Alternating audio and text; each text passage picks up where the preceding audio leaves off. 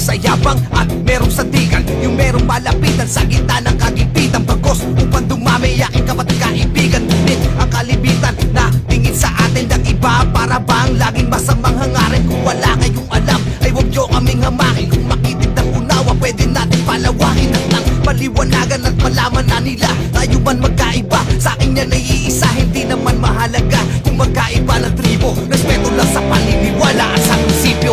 Kilon ako, taas sa aking noo, at wala akong pakialam anumang sabihin mo. Tao ka, mapi kami sa hindi makaintindi, at sa pumumundo ay kaya kong ipagmalaki. Huwag mo tawagin kapatid kung di mo kayang igalang. Sa kaaway lamang dapat ginagamit ating tapang at hindi sa kakampi, lalong di para manabak. Pagkat walang leon na ang utak, laman ay latak. At kahit sa tumbabak, uy leon, leon, saan man mapadpad lumilingon, doon kung saan ako nang galing ulo ko ay ipapaling. Kasi baka sakaling makakita ng pagbating tagos sa aking damdamin. Taos sa panalangin ko na bawat kapatid ko maiwas sa alanganin. Gawin ng kada membro na mabuti na ehemplo sa pagtulong sa lipunan. Kapatiran ay isentro na walang pinipili anuman iyong atas. Magtrato ka ng tama, yan ang tunay na lakas. Batas ng kapatiran na sa'kin walang hihigit.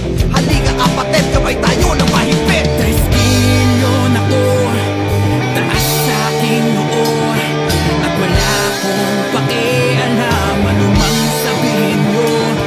Tao ka, mapi kami sa hindi makaintindi, at sa pumumundo ay kaya kong ipagmalaki. 3 kilon ako, taas sa aking noo, at wala akong pakialam anumang sabihin mo. Tao ka, mapi kami sa hindi makaintindi, at sa pumumundo ay kaya kong ipagmalaki. 3 kilon ako, Namamuhay ng payapa, 3 kilon ako, patulungin sa kapwa, 3 kilon ako, nagtatanggol sa mahihina, 3 kilon ako. may galing na pambihira. Marami din akong kaibigan buhat sa ibang bangka,